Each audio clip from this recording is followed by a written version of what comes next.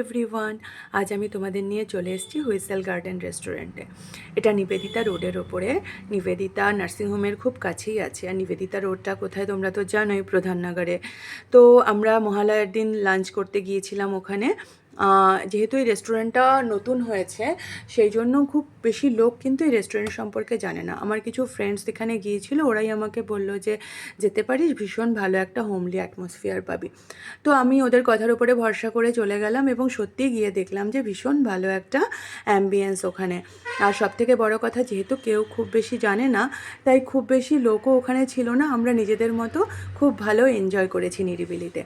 তো রেস্টুরেন্টটা কিন্তু একদমই ডোমেস্টিক এরিয়াতে, চারপাশে বাড়ি ঘর, ফ্ল্যাট, একটা কমার্শিয়াল শপও কিন্তু ছিল না।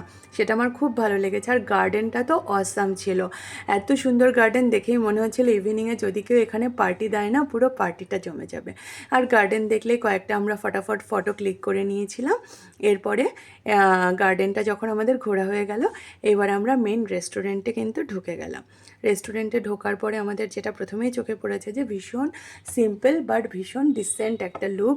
এবং এখানকার স্টাফরা তো খুবই ভালো ছিল, ওদের বিহেভিয়ার খুব কোঅপারেটিভ ছিল। তো রেস্টুরেন্টটা সত্যিই আমার খুব ভালো লেগেছিল, ভেতরের লুকটা। আর আমরা যাবার কিছুক্ষণের মধ্যেই স্টার্টার অর্ডার করে দিলাম। স্টার্টারগুলো কিন্তু খুব তাড়াতাড়ি আমাদের ওরা দিয়েই দিয়েছিল। তো সে স্টার্টারের মধ্যে ছিল আমাদের হানি গার্লিক ফিশ, আমার ছেলে একটা স্মুদি নিয়েছিল, আর ছিল চিকেন স্কচ এগ আর চিকেন তন্দুরি। তো স্টার্টারটা যখন আমাদের খাওয়া হয়ে গেল, দেখলাম যে আরে বাচ্চাদের কিছু খেলার জিনিসও আছে। আমার ছোট ছেলে তো সেগুলো নিয়ে খেলতে শুরু করে দিল। আর বড় ছেলে যথারীতি কাজ না থাকলে মোবাইল ছাড়া তো কিছু বোঝেই না।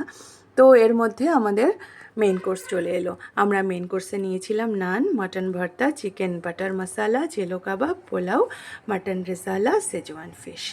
আর আমার এখানে চিকেন বাটার মশালাটা নিয়ে একটু কমপ্লেইন ছিল, তাই ওরা আমাদেরকে সবশেষে আইসক্রিম অফার করলো। তো আইসক্রিম খেয়ে আমার বাচ্চারা তো খুবই খুশি। আমরা খুব একটা আইসক্রিম খাই না। যাই হোক, আমাদের কিন্তু এক্সপিরিয়েন্স ভীষণ ভালো ছিল রেস্টুরেন্টটা সম্পর্কে। তোমরাও ট্রাই করো। আর আমার পেজটা যদি ভালো লাগে তাহলে অবশ্যই লাইক কমেন্ট সাবস্ক্রাইব করে দিও। টাটা।